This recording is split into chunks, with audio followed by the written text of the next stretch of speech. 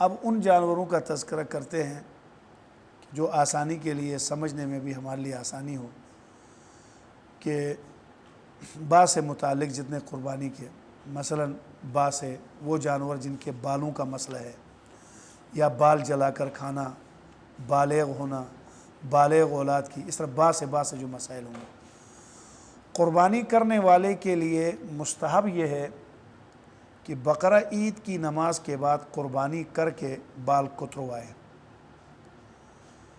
قربانی نہ کرنے والے بھی قربانی کرنے والوں کی مشابہت اختیار کریں تو ثواب انشاءاللہ ان کو بھی ملے گا۔ کیا مطلب؟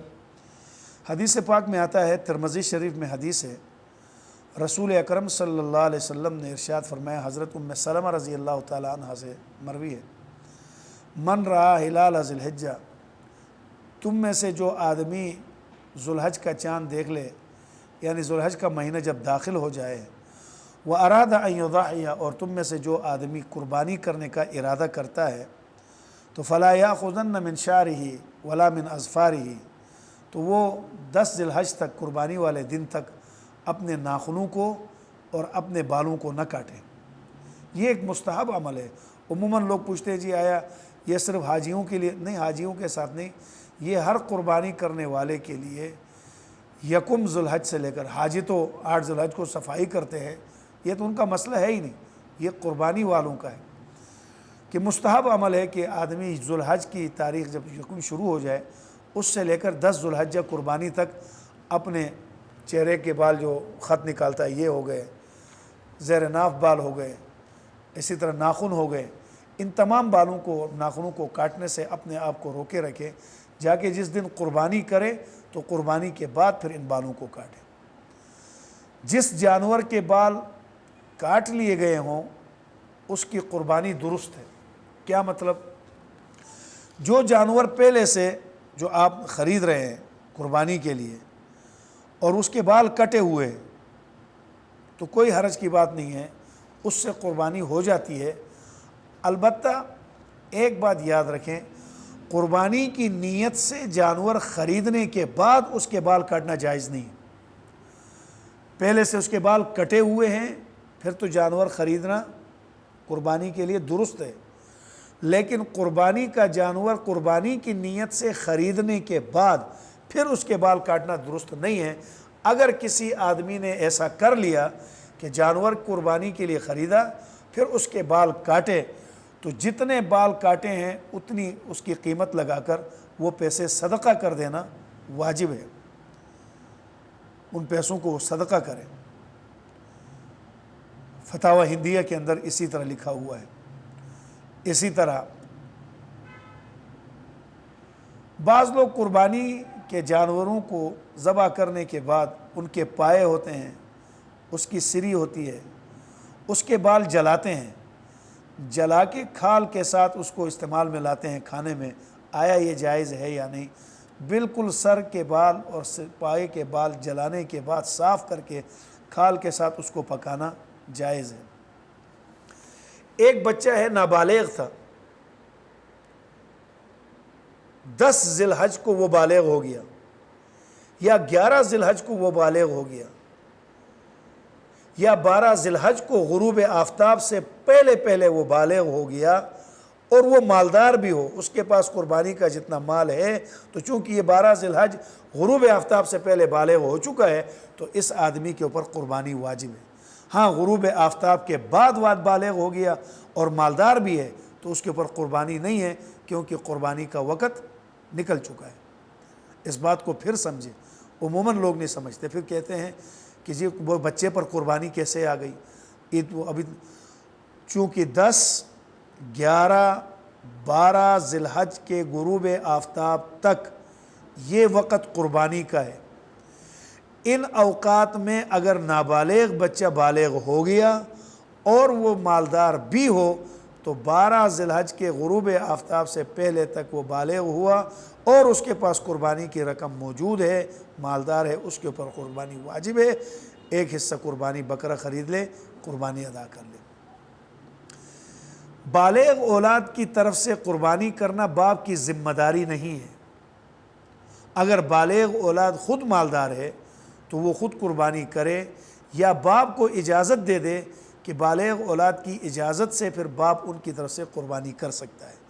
اجازت کی دو صورتیں ہیں کہ باپ کہتا ہے کہ میں اپنے پیسے سے تم سب کی قربانی کروں گا، اور بیٹے کو اجازت دے دیتے ہیں، تو باپ اپنی قربانی کے ساتھ ساتھ ان کے لیے بھی جانور لیتا ہے یا حصہ ڈالتا ہے، تو قربانی درست ہے۔ یا دوسرا طریقہ یہ ہے کہ بالغ اولاد اپنی پیسے اپنے باپ کو دے دیتے ہیں، باپ جانور لے کر ذبح کر دیتا ہے، تو بھی درست ہے۔ بعض لوگوں کے ہاں یہ مشہور ہے کہ جانور جب بانجھ ہو جائے تو اس کی قربانی نہیں ہوتی، حالانکہ یہ بالکل غلط ہے، بالکل غلط ہے۔ ایسی کوئی بات، کوئی روایت، کوئی مسئلہ کہیں پہ نہیں لکھا ہوا۔ بانجھ جانور کی قربانی درست ہے، کیونکہ اس پر ممانعت کا حکم نہیں آیا، اور بانجھ ہونا یہ قربانی کے لیے عیب نہیں ہے۔ جس طرح جانور کا خصی ہونا اور جفتی سے عاجز ہونا قربانی کے لیے عیب نہیں ہے، اسی طرح کسی جانور کا بانجھ ہونا، اولاد کا اس سے جنم نہ دیا جانا، یہ کوئی عیب نہیں ہے۔ بلکہ بانجھ جانور اکثر و بیشتر دیکھنے میں آیا ہے لحیم و شہیم ہوتا ہے، یعنی خوب موٹا تازہ ہوتا ہے، اور اس کا گوشت بھی عمدہ ہوتا ہے، اس لیے اس کی قربانی کرنا درست ہے۔ فتاوی ہندیہ کے اندر صاف اس کے قربانی کے درست ہونے کا فتویٰ موجود ہے۔ تجوز تضحیۃ بالعاجزۃ عن الولادۃ لکبر سنہا، کہ اگر کوئی گائے یا بکری اپنی یا اونٹنی یا بھینس بڑی عمر کے ہونے کی وجہ سے بچے جنم دینے سے عاجز آ چکے ہوں، ایسی بانجھ جانور کی قربانی کرنا بالکل درست ہے۔ بعض لوگوں کے ہاں کہتے ہیں جانور بھاولا ہو جائے، پاگل ہو جائے، تو کہتے ہیں اس کی قربانی درست نہیں ہے، کیونکہ یہ عیب ہے۔ یاد رکھنا، باولا پن یہ عیب نہیں ہے، اس سے قربانی ہو جاتی ہے۔ جانور باولا ہو جائے، عالمگیری کے اندر موجود ہے کہ اس سے قربانی ہو جاتی ہے۔ ہاں، باولا پن کی وجہ سے وہ کھا پی نہ سکتا ہو، نہ وہ کھا سکتا ہو نہ وہ پی سکتا ہو، ایسا باولا پن ہے، پھر اس جانور کی قربانی درست نہیں ہے۔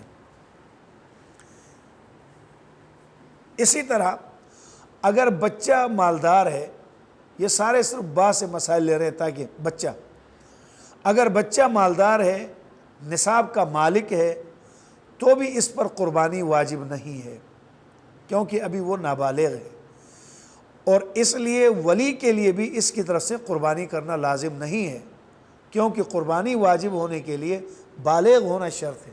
بعض لوگ کہتے ہیں جی بچہ ہے تو نابالغ مگر پیسے اس کے پاس موجود ہیں۔ جس طرح مال کا ہونا قربانی کی شرائط میں سے ایک شرط ہے، اسی طرح قربانی کرنے والے کا بالغ ہونا بھی قربانی کی شرائط میں سے ایک شرط ہے، کیونکہ اللہ تعالیٰ کے جو احکامات جن لوگوں کی طرف اللہ جل شانہ کا خطاب ہے وہ بالغ لوگوں کی طرف، وہ مخاطبین بالغ ہیں۔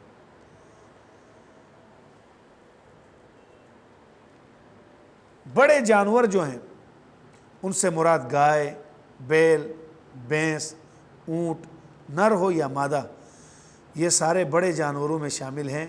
ان بڑے جانوروں میں ایک آدمی کے لیے ایک بڑے جانور کی قربانی بھی جائز ہے، اکیلے بڑے جانور کی قربانی کرے تو بھی درست ہے۔ یہ نہیں کہا جائے گا 7 حصے ہو گئے، اکیلے کرے گا اکیلی ایک ہی قربانی شمار ہوگی، اور اگر 7 حصے اس میں ڈالیں گے تو 7 حضرات کی طرف سے قربانی ادا ہو جائے گی۔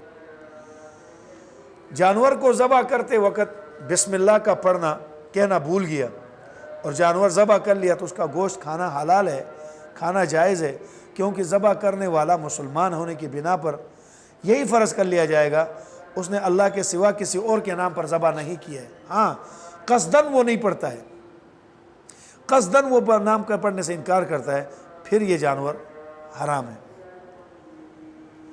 بکرے کے اندر حصے بنانا، 2 حصوں میں تقسیم کرنا یا 3 حصوں میں تقسیم کرنا، یہ درست نہیں ہے۔ بکرے میں ایک وقت میں ایک ہی آدمی کی قربانی ہوگی، بھیڑ میں ایک وقت میں ایک ہی آدمی کی قربانی ہوگی۔ بندوق کا مسئلہ، اگر کسی آدمی نے جانور قربانی کے لیے خریدا اور ذبح سے پہلے جانور بگڑ گیا اور وہ ذبح کرنے کے قابو میں نہیں آیا، وہ اتنا بگڑ گیا کہ اب وہ ہاتھ میں آنا امکان نہیں تھا، تو آدمی نے بندوق سے اس کے اوپر گولی چلا دی اور بسم اللہ اللہ اکبر کہہ کر اس نے گولی چلا دی۔ گولی چل کر جانور کو لگی اور گر گیا اور مر گیا ذبح کرنے سے پہلے تو یہ جانور حرام ہے۔ یہ نہ کہا جائے کہ ہم نے جی بسم اللہ پڑھ کے گولی چلائی ہے۔ حدیث میں بسم اللہ پڑھ کے جس چیز کو گولی چلانے کا حکم وہ تیر ہے، تیر کی صفت کاٹنے کی ہے، بندوق کی صفت پھاڑنے کی ہے، اس لیے بندوق پر اگر بسم اللہ پڑھ کے بھی گولی مار دی اور جانور ذبح سے پہلے مر گیا تو یہ حرام ہے، اس جانور کو کھانا جائز نہیں۔ ہاں گولی مارنے کے بعد وہ نڈال ہو کر گل گیا، اس میں ایک سانس بھی باقی ہے، اب بسم اللہ اللہ اکبر اس کو چھری پھیر کے ذبح کر دیا تو یہ اس کے لیے حلال ہے۔ دو آدمیوں نے بکرے خرید لیے، ہمسائے تھے، بھول کر ایک دوسروں کا جانور ذبح کیا، اس نے اس کا بکرا ذبح کیا، اس نے اس کا بکرا ذبح کر لیا۔ دو آدمیوں نے دو بکرے کی قربانی، اور دونوں نے قربانی کے ارادے سے لیا تھا، اس نے بھی قربانی کے ارادے سے لیا تھا، اس نے بھی قربانی کے ارادے سے لیا تھا، اور بھول کر دوسرے کی بکری کو ذبح کر ڈالا تو دونوں کی قربانیاں درست ہوں گی اور کسی پر بدلہ دینا یا قیمت ادا کرنا واجب نہیں ہوگا، قربانی ادا ہو گئی۔ قربانی کے گوشت کو آگ پر اگر کوئی بھون کر کھانا چاہے تو بھی درست ہے۔ بھینس اور بھینسا دونوں کی قربانی کرنا جائز ہے۔ بھینگی آنکھ والا جانور یا جو ترچھا دیکھتا ہو، لوگ کہتے ہیں یہ عیب ہے، یہ کوئی عیب نہیں ہے، ان دونوں جانوروں کی قربانی کرنا بھی جائز ہے، بھینگی آنکھ والے جانور کی قربانی کرنا بھی جائز ہے۔ اور بیوی اگر مالدار ہو، صاحب نصاب ہو، لیکن اس کی طرف سے اس کا خاون اس کی اجازت سے قربانی ادا کرتا ہے تو ٹھیک ہے، اگر خاون نہ کرے تو بیوی اپنے قربانی کی خود ذمہ دار ہے، وہ قربانی ادا کرے گی۔ اللہ تبارک و تعالی ہمیں دین سمجھنا، اس پر عمل کرنا آسان کرے۔ یہ چند مسائل قربانی کے آپ کے سامنے مزید آ گئے، انشاءاللہ ایک دو درسوں میں مزید قربانی کے مسائل آپ کے سامنے آ جائیں گے۔ وما علینا الا البلاغ۔ اگر ہماری ویڈیو پسند آئی ہے تو اسے لائک کریں، کمنٹ کریں اور دوستوں کے ساتھ شیئر کریں، اور اگر ہمارا چینل ابھی تک سبسکرائب نہیں کیا تو اسے سبسکرائب کر دیں اور بیل آئیکن کو پریس کر دیں تاکہ ہر آنے والی ویڈیو آپ کو مل سکے۔ جزاک اللہ۔